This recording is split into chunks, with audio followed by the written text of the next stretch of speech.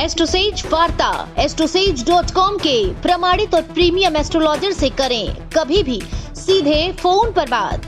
प्यार, पैसा, परिवार या कुछ और, हर सवाल का सीधा और सटीक जवाब। एस्ट्रोसेज वार्ता के जरिए ज्योतिषियों को फोन लगाएं और किस्मत का साथ पाएं।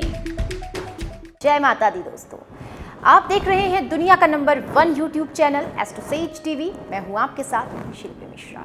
मां नवदुर्गा की उपासना का पर्व नवरात्रि हिंदुओं का एक प्रमुख पर्व है। नवरात्रि शब्द एक शब्द संस्कृत से बना हुआ है जिसका अर्थ होता है 9 रातें, और इन 9 रातों और 10 दिनों के दौरान शक्ति देवी के 9 रूपों की पूजा की जाती है। 10वां दिन दशहरे के नाम से प्रसिद्ध है। नवरात्रि साल में 4 बार आती है, 2 गुप्त और 2 प्रकट। नवरात्रि में 9 रातों में 3 देवियों के स्वरूपों की पूजा होती है। उनके 9 स्वरूप हैं जिनकी पूजा होती है: महालक्ष्मी, सरस्वती और महाकाली। इस वीडियो में मैं आपको बहुत सारी जानकारी देने वाली हूँ, लेकिन सबसे पहले जानकारी आपको दूंगी उन 9 देवियों के बारे में। उन 9 देवियों के नाम बताऊंगी जिनकी नवरात्रियों के बीच में हम पूजा करते हैं। उसके बाद आपको बताऊंगी घट स्थापना के बारे में। बिल्कुल विस्तार से आपको जानकारी दूंगी कलश स्थापना, जिसे घट स्थापना भी कहते हैं, वो कैसे की जाती है। लेकिन सबसे पहले बात कर लेते हैं 9 देवियों की। तो सबसे पहले दिन यानी नवरात्रि के पहले दिन पूजा करते हैं हम माँ शैलपुत्री की, जिन्हें पहाड़ों की पुत्री कहा जाता है। दूसरे दिन ब्रह्मचारिणी।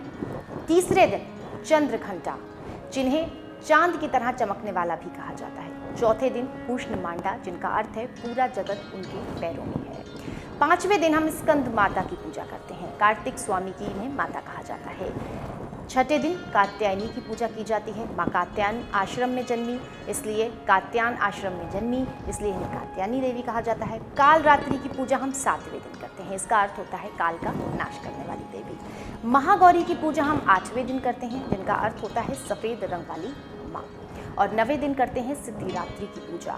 माँ सिद्धिरात्रि का जो अर्थ है वो है सर्व सिद्धि देने वाली। तो इस तरह से हम 9 देवियों की पूजा करते हैं। शारदीय नवरात्रि माँ नवदुर्गा की उपासना का पर्व है, ये तो आप सब जानते हैं। और हर साल ये पावन पर्व श्राद्ध खत्म होने की शुरुआत होती है। जैसे ही श्राद्ध खत्म होते हैं वैसे ही ये शुरू हो जाते हैं। लेकिन इस बार श्राद्ध खत्म होने के बाद जो है नवरात्रियाँ शुरू नहीं हुई। क्यों, ये वजह भी जान लीजिए।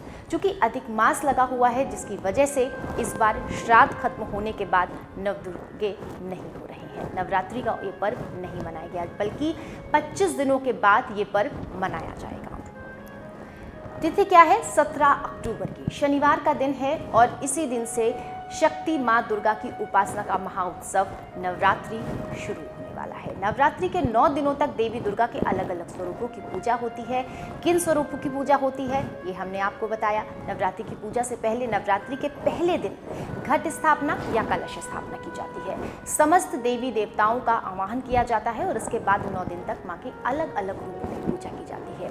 पुराणों के अनुसार कलश को भगवान विष्णु का रूप मानते थे, इसलिए लोग माँ दुर्गा की पूजा करने से पहले कलश स्थापना करते हैं। इस वीडियो में मैं आपको पूरी जानकारी दूंगी किस तरह से नवरात्रि में आप कलश स्थापना करें, कलश स्थापना का क्या महत्व है, क्या मुहूर्त है। साथ ही वो तमाम जानकारियाँ आपको दूंगी जो माँ के हर भक्त को बेहद ज़रूरी है। घट स्थापना करते समय मुहूर्त का ध्यान रखना बेहद ज़रूरी है। अगर आप शुभ मुहूर्त में अपने घर पर कलश स्थापना करते हैं तो ये आपके लिए बेहद उत्तम होगा और बहुत उत्तम फल मिलेगा। घट स्थापना से ही नवरात्रि की शुरुआत होती है। नवरात्रि में घट स्थापना यानी कि कलश स्थापना का खास महत्व होता है।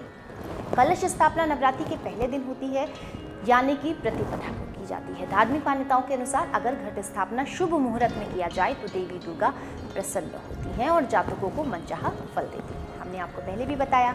लेकिन यदि घट स्थापना की प्रक्रिया शुभ मुहूर्त और पूरे विधि विधान से ना की जाए तो नवरात्रि के 9 दिनों तक की जाने वाली पूजा का कोई महत्व नहीं है, उसका कोई सार्थक नहीं रह जाता है। इसलिए घट स्थापना शुभ मुहूर्त में पूरे विधि विधान से करें। कैसे करें ये आपको आज मैं बताऊंगी। पहले दिन नवरात्रि का जो होता है उसमें घट स्थापना होती है। कैसी जानकारी होगी ये जान लीजिए। 9 दिनों तक की जाने वाली पूजा सार्थक कैसे हो आपकी, उसमें कोई कमी ना रह जाए, ये सारी चीज़ें आपको मैं बताऊंगी। अब आपको सबसे खास बात बता दूं, घट स्थापना की प्रक्रिया दिन के 1/3 हिस्से से पहले हो जानी चाहिए। इसके अलावा कलश स्थापना के लिए अभिजीत मुहूर्त का समय सबसे उत्तम समय माना गया है। लोग अक्सर ऐसी ही जानकारियों के अभाव में छोटी छोटी गलतियां कर देते हैं, तो आज इन छोटी छोटी गलतियों के बारे में हम आपको बताएंगे, ताकि जब आप अपने घर में कलश स्थापना करें तो आपको किसी भी तरह की कोई समस्या ना आए। सबसे पहले शुभ मुहूर्त की बात कर लेते हैं। आपके स्क्रीन पर भी ये तारीखें नजर आएंगी, ये मुहूर्त नजर आएगा। 17 अक्टूबर शनिवार का दिन है और वक्त क्या है, 6:23:22 से 10:11:54 तक की ये अवधि है। 3 घंटे 48 मिनट तक का ये पूरा वक्त है जिसमें आप घट स्थापना या फिर कलश स्थापना कर सकते हैं। अब सबसे पहले जानेंगे महत्व के बारे में। घट स्थापना का महत्व क्या है, क्योंकि अगर हमें उसका महत्व नहीं मालूम तो हम बेशक कलश स्थापना या घट स्थापना अपने घर में नहीं रखेंगे, हमें उसके बारे में नहीं मालूम है तो हम ज़्यादा उसमें रुचि नहीं दिखाएंगे। तो इसके पीछे की वजह क्या है या फिर कलश स्थापना करने का महत्व क्या है, ये आपको सबसे पहले समझ लेना ज़रूरी है। नवरात्रि में घट स्थापना यानी कि कलश स्थापना का अपना एक विशेष महत्व होता है, यानी कि ये जो प्रक्रिया है नवरात्रि के पहले दिन की जाती है और बाद में देवी दुर्गा के इस महापर्व का शुभारंभ शुरू किया जाता है। चाहे चैत्र नवरात्रि हो या फिर शरद नवरात्रि हो, दोनों में ही प्रतिपदा के दिन शुभ मुहूर्त के हिसाब से पूरे विधि विधान के साथ कलश स्थापना की जाती है। धार्मिक मान्यताओं पर अगर ध्यान दें तो धार्मिक मान्यताओं के अनुसार कलश स्थापना करने से घर में सुख, समृद्धि, शांति आती है। कलश को बेहद मंगलकारी माना गया है। शास्त्रों में कलश के मुख में भगवान विष्णु, गले में रुद्र, मूल में ब्रह्मा और मध्य में देवी शक्ति का निवास बताया गया है। नवरात्रि के दौरान स्थापित किए जाने वाले कलश में संसार की सभी शक्तियों का घट के रूप में आवाहन कर उसे स्थापित किया जाता है। घट स्थापना करने से घर पर आने वाली सभी परेशानियों से मुक्ति मिल जाती है। तो यह है महत्व कलश स्थापना करने का। अब उसमें आवश्यक सामग्री क्या लगेगी, ये भी जान लेना बेहद ज़रूरी है, तो ये भी आप ध्यान से सुनिए। घट स्थापना के लिए सबसे पहले आपको कुछ ज़रूरी सामग्रियों को एकत्रित करना होगा, पहले से खरीद कर रखना होगा, ताकि आपको जब आप पूजा करने बैठे तो कोई भी परेशानी ना आए। तो क्या ज़रूरी है, फटाफट से ये देख लेते हैं। चौड़े मुंह वाला मिट्टी का कलश। आप अपनी श्रद्धा के अनुसार, अपने बजट के अनुसार सोने का, चांदी का या फिर तांबे का कलश भी रख सकते हैं, लेकिन आमतौर पर मिट्टी का कलश चौड़े मुंह वाला सब लोग ले सकते हैं, बाज़ारों में उपलब्ध होता है। किसी पवित्र स्थान की मिट्टी जो है आप लें। 7 तरह का अनाज और जल, संभव हो तो गंगा जल अगर आपके पास है तो वो भी ले लें। कलावा, मौली सुपारी, आम या अशोक के पत्ते, इसके साथ अक्षत यानी कच्चा साबुत चावल, छिलके, जटा वाला नारियल, लाल कपड़ा, फल और फूलों की माला, पीपल, बरगद, जामुन, अशोक और आम के पत्ते। अगर ये सभी पत्ते आपको ना मिले तो कम से कम 2 प्रकार के पत्ते आप ज़रूर रख लें। इसके साथ ही आपको मिठाई भी रखनी है। अब आपको संपूर्ण विधि बताते हैं कि कलश स्थापना कैसे करें। आपको महत्व पता चल गया, आपको सामग्री पता चल गई, अब विधि, किस विधि विधान से कलश स्थापना करनी है ये जान लीजिए। नवरात्रि के पहले दिन कलश स्थापना करने वाले लोग सूर्योदय से पहले उठ करके स्नान कर लें और साफ सुथरे कपड़े पहन लें। जिसके बाद आपको जिस जगह पर कलश स्थापना करनी है उस स्थान को अच्छे से साफ करें, एक लाल रंग का कपड़ा बिछा लें और माता रानी की प्रतिमा या फिर उनका चित्र वहाँ पर स्थापित कर दें।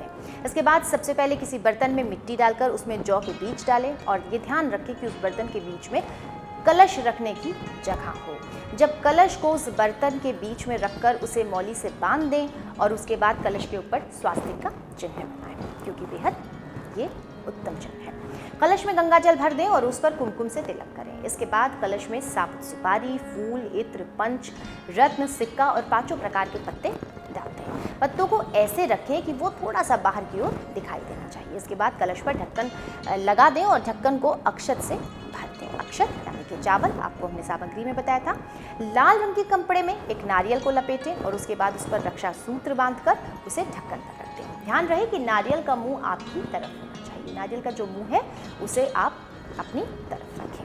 इसके बाद सच्चे मन से देवी देवताओं का आवाहन करें, उन्हें याद करें, उनकी प्रार्थना करें और फिर कलश पूजा आपकी संपन्न हो गई। कलश को टीका लगाएं, अक्षत चढ़ाएं, फूल, माला, इत्र और जो है फल, मिठाई का उन्हें भोग करें और उसके बाद 9 दिन नियमित रूप से इसी तरह से आप कलश की पूजा करते रहें। आपको 2 दिन के बाद उसमें पौधे भी निकलते दिखाई देंगे, जो कि बेहद शुभ माना जाता है। अब आप ये भी जान लीजिए कि नवरात्रि के दौरान किन बातों का आपको विशेष ध्यान रखना चाहिए। नवरात्रि में विशेष रूप से माँ दुर्गा की पूजा और व्रत रखने का जो जातक पूरे दिन करते हैं, पूरे 9 दिन जो जातक रखते हैं, जो लोग रखते हैं, उन्हें ब्रह्मचर्य का जीवन जीना चाहिए। सच्ची श्रद्धा के साथ उसका पालन करना चाहिए। 9 दिनों तक उपवास रखेंगे तो केवल एक वक्त का ही भोजन खाएं और ये ध्यान रखें कि आपको अपने भोजन में फलाहार यानी कि दूध, फल और शाकाहारी भोजन लेना है। माँ दुर्गा के पावन दिनों में भूमि शयन पर यानी कि ज़मीन पर आप लेटें तो बेहद अच्छा रहेगा। 9 दिन तक भूल करके भी मांस मदिरा का सेवन नहीं करना है। अगर हो सके तो लहसुन प्याज का भी सेवन ना करें। परिवार में कोई सदस्य ना करे तो बेहद अच्छा है। बाकी जो 9 दिन पूरे 9 दिन व्रत रह रहा है उसे तो फलाहार ही करना है। तो इस तरह से क्या खास महत्व है, क्या सामग्री लगेगी, किस तरह से पूर्ण रूप से आप विधि विधान से कलश स्थापना करें और क्या शुभ मुहूर्त है, ये सारी जानकारी मैंने आपको दी। अगर आपको हमारे द्वारा दी गई ये जानकारी अच्छी लगी तो आप हमारे इस वीडियो को लाइक करें, शेयर करें, साथ ही यूट्यूब चैनल को सब्सक्राइब करें। और हाँ, मैं बार बार आपसे कहती हूँ कि बेल आइकन को ज़रूर प्रेस करें। बेल आइकन को प्रेस करें क्योंकि अभी आपके लिए नवरात्रियों की बहुत सारी जानकारी मैं लेकर के आने वाली। आपको आगे बताने वाली हूँ मैं 9 दिन की विशेष पूजा के बारे में, हर माँ की प्रतिमा के बारे में, हर माँ की प्रतिमा के स्वरूप के बारे में, और साथ ही 9 दिन तक जिन देवियों की, जिन स्वरूपों की आप पूजा करते हैं, उन देवियों के मंदिर आपको कहाँ मिलेंगे, आप उनके साक्षात दर्शन करने कहाँ जा सकते हैं, ये तमाम जानकारियाँ मैं आपको आने वाले अपने नवरात्रि की वीडियो में देखने वाली हूँ। तो आप वो ज़रूर देखें, इसलिए बेल आइकन को प्रेस करें ताकि आपको समय समय पर नोटिफिकेशन मिलता रहे। आप खुश रहें, स्वस्थ रहें, हंसते और मुस्कुराते रहें। बस मैं तो यही प्रभु से इच्छा है मेरी, यही दुआ करती हूँ। जय माता दी।